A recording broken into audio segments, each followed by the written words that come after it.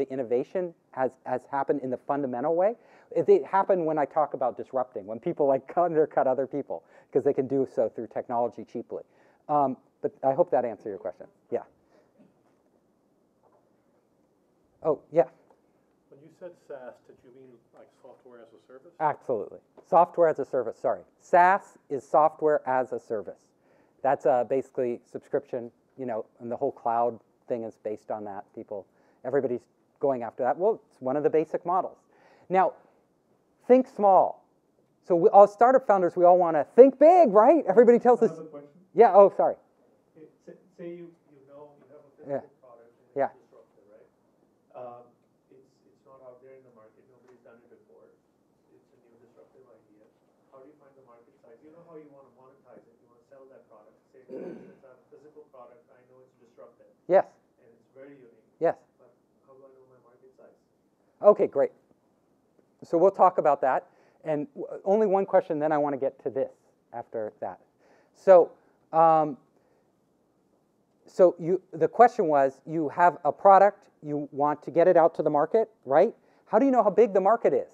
How do you know your market? You need to, venture capitalists, for good reason, don't like top-down projection models, where you say, it's a $400 billion market and we're going to capture 10% of it, so it's a $40 billion market, you know. They don't like that. They're like, what does that mean, you know? How did you get that 10% of this huge market? It doesn't, you know, if we only capture 1%, we're still at 4 billion, you know? They don't like that. That doesn't mean anything to them because it doesn't really show them that you understand the business.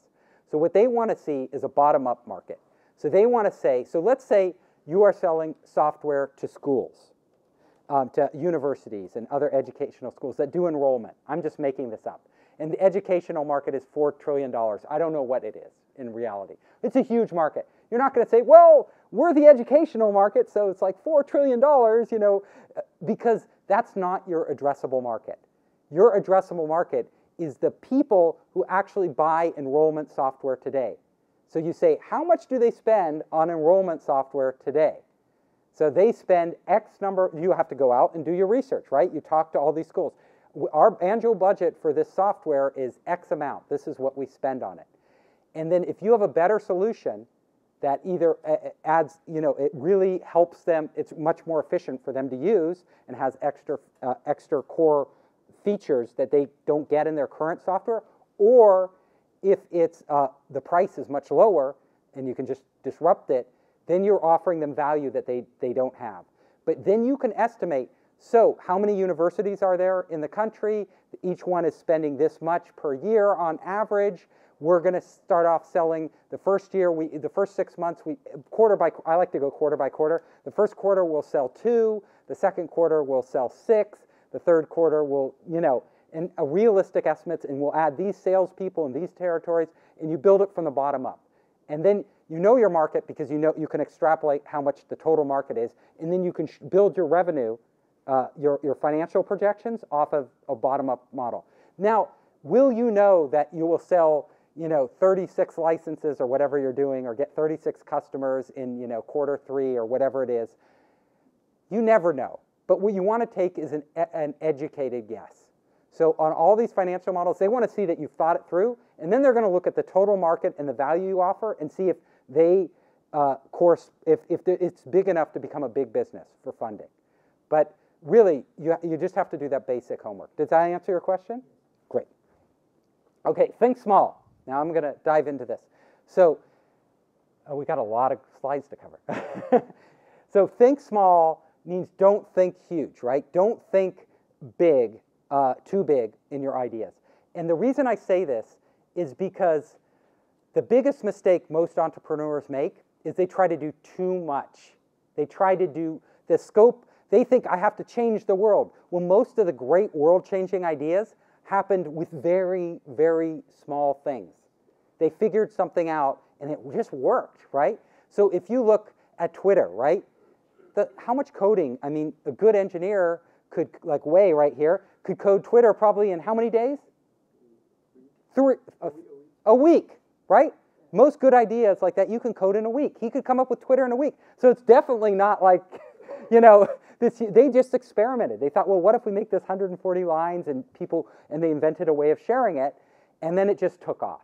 And as soon as they became market leader, there are 1 million Twitter clones because everybody could build it in a week. Didn't matter. Even though their website was going down every day, right? Still, people stuck with them because they captured people's imagination. So look at YouTube. Like, I know the YouTube founder guys, what they were a dating site at first. They were doing, kind of hot or not with videos. But, what they didn't understand, or what they learned really quickly because they dropped that idea, they didn't stick with it forever, was that people are reluctant to put videos of themselves up there for dating. They just don't, even today, people don't like to do it. They feel uncomfortable for video dating. So that wasn't working. But then they found out it was because they had built this thing that made it easy to upload the video using Flash on the web that nobody had done before. They found out that they let other people upload and share their videos. And people just started to do it because at that time, there's no very simple, brain-dead simple way to get your videos online. It was very hard for people to get their videos online. They'd have to code and do all this stuff. So they just made a super simple way and share it with your friends. And then all of a sudden, they didn't, YouTube as a destination portal that it is today of content just came because so many people were using their thing to get their videos online. And they were all at YouTube. So those small inventions, it wasn't that they thought big, like, we're going to add this feature, we're going to be the television broadcast network, and we're going to do all these deals and create original content, and, they're doing all that now, right? Years and years later. But the beginning, it was just, how do I get the video online? So think of something that people really need to do, or a company really needs, and make it as small as possible so that you can actually execute on it. Don't code at the beginning. So this is a mistake so many. Well, if you're not a coder, you don't make this mistake, but but if you are a coder, that's all you want to do. You know why? Because that's what you know how to do. So you're like, I don't want to go out and talk to customers, I just want to code, and your engineer's like, what to code? Let's get coding. Got to build something, got to build. No, but you want to get your engineer's hands off the keyboard at the beginning because you don't know what to code. So unless you've already engaged your customer and the user, you have no idea what you're supposed to code, and you'll invariably code the wrong thing, unless you get super lucky. But so what you want to do is actually get your whole team. I want you to form that team right away of the great team we talked about, at least the 3 talents, and then you go out, all of you together with your engineer. You want the engineer not to be in the back room building something that you're not going to use. You want them to be out there talking to the customer and understanding the process. So that when you come back and say, the customer told us that they don't like this, the engineer's not like, I spent all weekend working on that. You told me to do it, and you said you need it, and now you're telling me to, stop this? Are you crazy?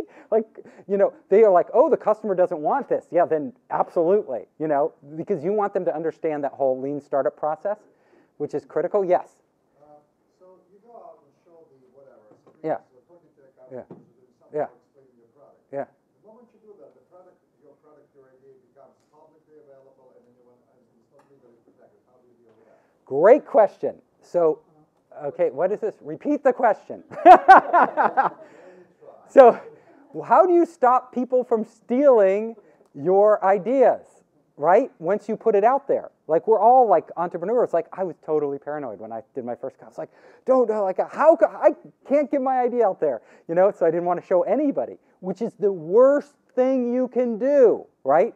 The worst thing. You furrowed your brow there. You didn't believe that. Honestly, the thing you need most is to engage everybody you possibly can with your idea. So imagine this. Imagine you had invented Oculus Rift, and you had kept it to yourself because it's such a brilliant idea. You only showed a few of people, friends, what you were thinking of, but you didn't have money, right? Because he didn't have any money, right? He wasn't even an engineer, right? He got some open source from USC, the engineering students at USC. They open sourced a bunch of this virtual reality stuff, and he kind of just mocked this thing up, but he did the opposite, right? He did what you have to do. He put it out there for everybody to see. He put it on Kickstarter. The whole world knew about Oculus Rift. Anybody could copy it. But what did he do? He took the market leadership position. He took Oculus Rift from nothing and made it it made it synonymous with virtual reality, right? And by creating a great video, which showed all his idea, everything he had thought of, to everybody in the world, when he hadn't built it, and you know, Oculus Rift, is it out now? No, it's not even out yet. And this was how many years ago that he showed it? Yeah, like how many?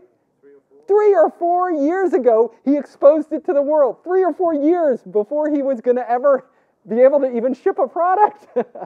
You know, you would think, like, that's nuts, right? Why would you do that? Like, everybody's going to rip you off. But, you know, he ends up a multi-billionaire doing it. So my answer to you is, if you keep it to yourself, nothing will happen. You'll never get great feedback from people. You'll never get other people on your team. You'll never get investors excited. You'll never get the press excited. You need to basically, winning in Silicon Valley is about capturing the world's imagination. Now, if you're Apple and you already have the world's imagination, you can afford to keep it secret. You don't have to let anything out of the box, Steve Jobs, right? Because he can keep it like totally secret because he knows as soon as he goes public, everybody in the world is going to know. But as a startup founder, you don't have that luxury. You really don't, right? And what you have to remember is right now, with each of your ideas, there's somebody in Finland who is thinking of that same idea right now. And if that girl in Finland who has that idea that you have, if she goes public with that idea and it's so brilliant and everybody focuses on her, all the money and all the attention, and you're just going to seem like a copycat because you kept it to yourself. Even if your thing is like technically more advanced and you're a smarter person and you know whatever, and you're here in Silicon Valley, but the bottom line is there's somebody else in the world I'm sure there are other people doing VR experiments all around the world. I'm sure he wasn't the first one who thought of, you know, that. I mean, VR's, there have been many incarnations, right? But he captured the world's imagination. So I say, do the opposite of what I did when I first started. Do the opposite of what your intuition tells you, and show your idea to everybody. Everybody who will listen to you. Get their feedback. Get them involved. Get them to help you. Get them to introduce you to people. And don't worry about it. You know what? Ideas are free anyway.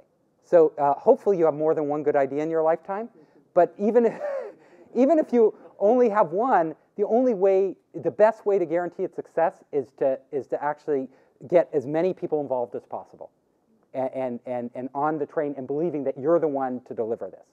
So did that answer your question?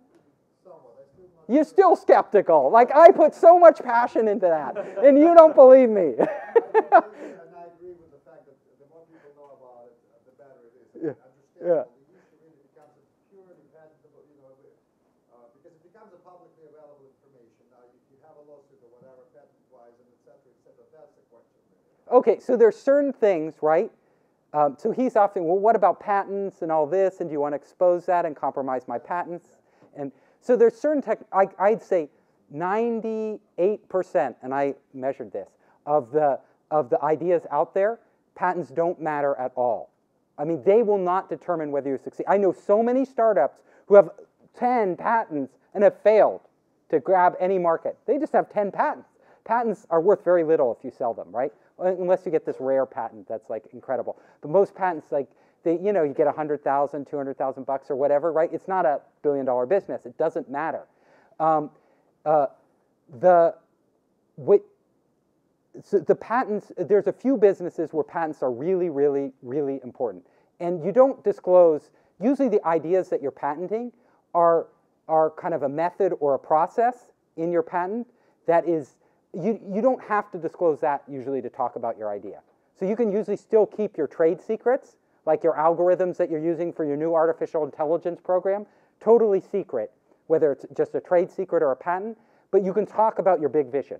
So that's one thing. Separate the big vision from the patentable part. Number two is I tell most startups, don't waste your time with patents. First of all, patents are hugely expensive. Hugely. Have you looked at how much patent lawyers charge in Silicon Valley? Like $1,000 an hour. You'd be better putting off that $1,000 into your building a business than to that patent lawyer, because the patent still, VCs out there have gotten smarter. Unless it's something like you have invented this new nanoparticle thingamabob, right? That's just totally amazing. Usually, when we're talking little to no money, you're not going to be doing, right? Unless you come out your PhD from MIT and you had all these resources or whatever. But For most businesses, the patents don't matter at all. The investors know it. They like to see you have some patents. Oh, okay, great, it's like a plus, but it's not. They get much more excited when you have market traction. Really, that's all they care about. And you're building a brand, you've captured people's imagination, you have the great team. Those are the things they really look at. Patents are a secondary thing. And they should be, because most of these businesses, whether you, like Facebook, let's take Facebook for example. They went out there, conquered the world, and you know what they did after they went public?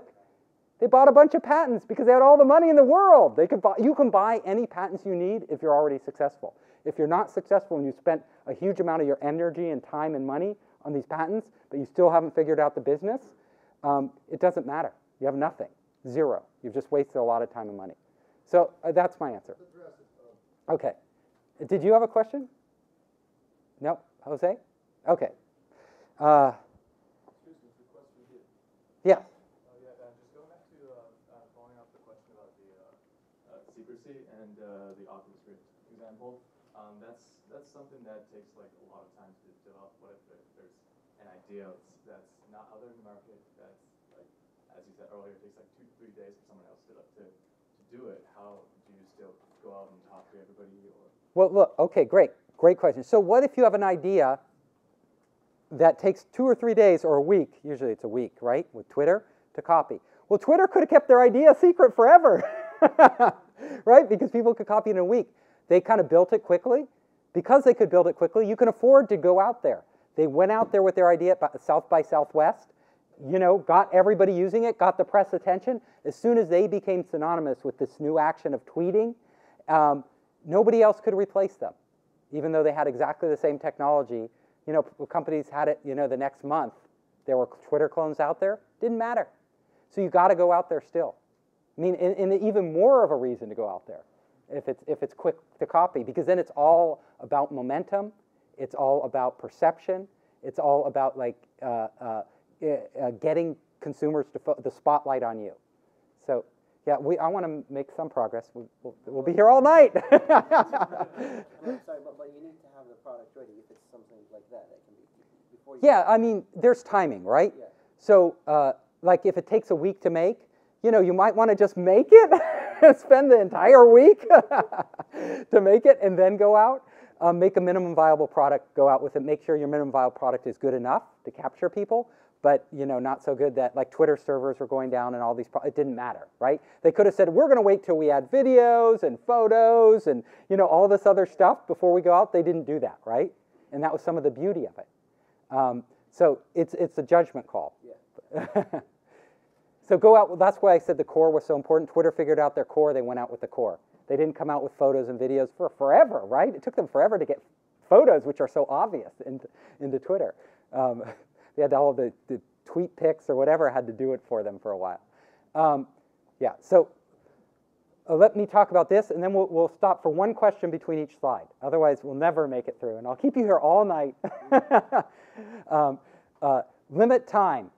So like I'm trying to keep everything limited, right? So creativity, the best creativity is usually when you have the least resources. So when I say you're building a startup with no money, you should think, yeah, I can conquer the world now. Because look at those guys. Remember Color? Who here remembers Color? They raised what was it? They raised like $40 million on an idea. $40 million for an app, right?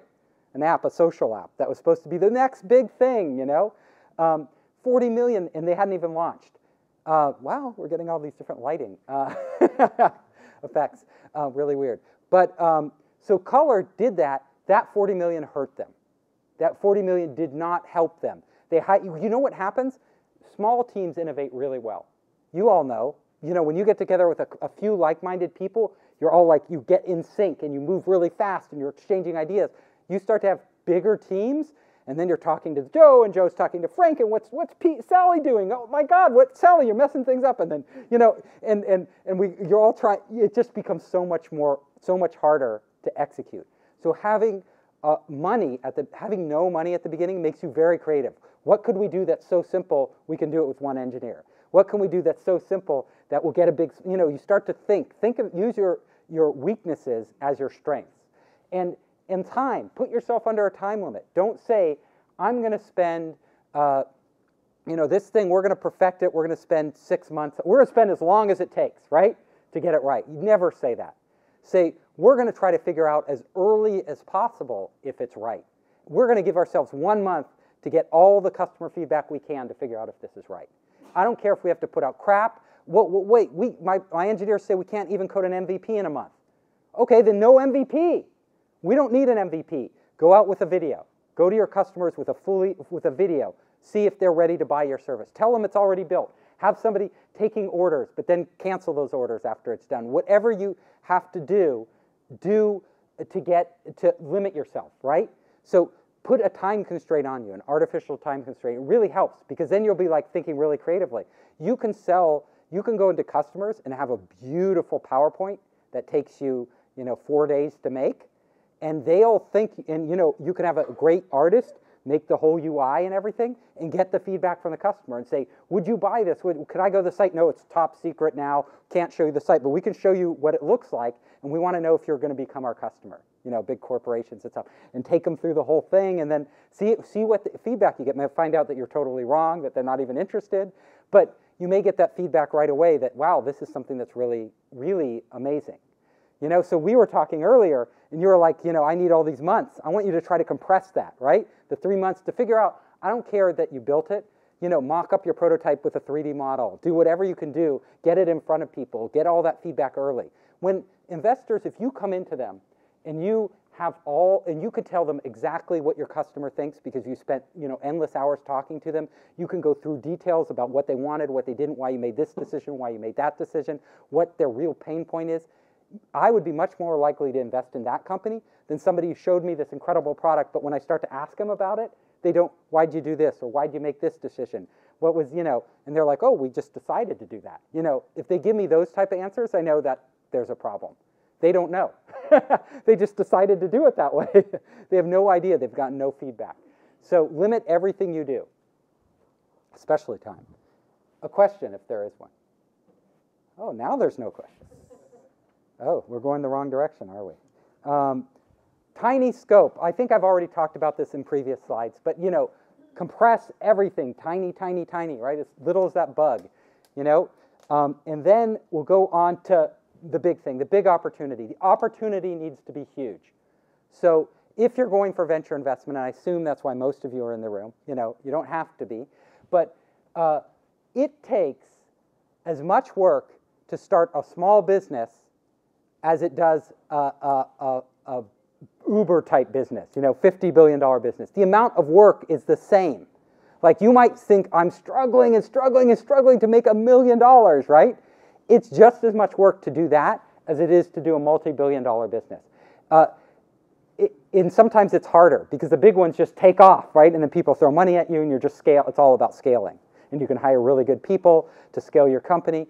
So if you're in the room here, you've bought into, you've drunk the Kool-Aid, right? The Silicon Valley Kool-Aid. You bought into the idea that you can create one of these multi-billion-dollar businesses. This is what investors here want to invest in. They don't even care. If you told them, if you came to an investor, I'm sure most of you know this, but if you came to an investor and you said, I got a business that's a sure bet, 100%, you go to Big Sand Hill Road VC, I can guarantee you 100% that, this business, if you put in $1 million, we can sell it for $50 million, right? In next year or in 6 months. 100%. They won't fund you. They won't fund you. They want a multi-billion-dollar business. 50 million means nothing to them. It used to be they were happy with 500 million. That was like the benchmark that they wanted, the minimum that they were shooting for. Now it's a unicorn, right? It's a $1 billion or more, multi-billion-dollar company. So they want or decacorns as they're calling them. So they're after those, and you know why? Because they have their own business model. So you have to understand that they're just not saying no to you for a reason. They have their own model. So a large venture firm out there can only sit on so many boards. So they have to place a lot of money in a company. If they have a fund that's $500 million, they have to place a lot of $5 million bets out there. They got to deploy that money. They are getting paid to deploy that money. If that money isn't going to work, you know what's happening? Their LPs, which are their limited partners, their investors, are mad My money is sitting in your bank account earning how much interest is it now? 0.5%, whatever it is, right? I didn't invest in your venture firm for that. You got to deploy this money. You got to get this money out. Usually most VC funds are required to invest all their capital within the first 3 years. And then they wait another 7 years for the exits to give the money back. So when they are looking, so they have these strict constraints on them. So when they're placing their money, they have to have a company they can keep putting money into, right? They want a company they put like first 5 million, then they put 10 million, then they're putting 50 million, and they're going all the way with this company. And that's taking all the money out of their fund, which is what they're supposed to do. And it's a winner. And so it can't be a $50 million exit. It doesn't work. You can't put $50 million into a company that will exit at, it doesn't make any sense. The other thing is that they're time constrained too. So each investor in these VC firms, each partner, can only sit on so many boards. So they can't have a gazillion companies, right? So they're different investors. So what this whole Silicon Valley thing, even the seed investor needs this because it has to move up the value chain. So you got to get the angel investor who puts a little money in, and then the seed round, and now they have what's called a post-seed, and now they have a post-seed, and then a Series A. And that's because in the old days, it used to be you just got your angel funding and your Series A, but because there's so many startups out there now that the VCs are waiting longer to see if they're big successes, and then they're putting in way more money. That's why you see these huge funding rounds. And to fill the gap, all these micro VCs, angel investors, corporates have come in the middle there on these seed rounds, which keeps you going until you're ready, hit the traction level for the Series A. But every step along the train, they're looking for the big opportunity. So if you're thinking of a smaller business, don't even go out for venture funding. If it's less than 500 million, like that's, if your business will sell for less than 500, they'll sell it like a lot of times, but only when they think there's no potential. So when you see a business selling for 100 million, most of us are like, cool, the founders made money, right? But for the VC firm, they're going, write this one off, just get rid of it, We'll sell it for 30 million, 100 million, whatever. We don't see the potential. If they saw the potential, they're going to hold on to it. They're not going to sell. That's why Facebook didn't sell, when they got $1 billion offer from Yahoo. They were going, the investors, that was that's going to pay for their whole fund. So their model is predicated on, like, for every 10 investments they make, one of them becoming a unicorn, a big pay. That pays for all the others. So they don't want to waste any of those other slots on smaller exits. Because if they said you gave them the sure $50 million or $100 million bet, they're like, that can't become a unicorn then. It's constrained. That's like that you're taking up my slot and I'm never going to have it doesn't work with my model. So you better off in those type of business getting angel investors who want a quick exit, and they know that, and that's why they're investing. Any other question? Okay. You guys want to get through this too? Yes. How do you evaluate your company? Like, say, you're saying that like a company's selling for 500 million. How do you know how much your idea or at the beginning, like right now? Like, what's the valuation of your company now? Is that what you're asking? Yeah, or how do you evaluate that when you haven't, like, say, had any user? Do you evaluate in terms of users or in terms of? Like, okay, so this is a good question. I hear it a lot. So, what is the value of a company at any stage, really? The value of a company is always what somebody will pay for it. There's no other determination of the value. So, how do you know how much your company is worth? There's a couple ways. Well, number one, if you can get a number of investors interested and you can play them off each other, you can see what they're, you can say, Joe gave me X valuation, can you beat that? or Janet gave me this valuation, can you beat that? And you get investors who will be bidding. That's the ideal situation. So you can maximize the valuation of your company. You can go, if you sign in as an investor on AngelList or have a friend who does that, can do that for you, you can see the valuations of all the companies on AngelList. And if you can see the valuations, you can gauge the market pretty fast. Another way, go out to get advisors in your company who are venture capitalists. They'll pretty much tell you what the going rate is. For a company at your stage, all venture capitalists like me, I can I have startup founders come in, I'm like, your valuation is too high. And they're like, what do you mean? You know, I'm worth 20 million. I'm like, you're not worth 20 million yet. You might think you're worth 20 million, but that's not where the market is, right? The market, you don't have enough traction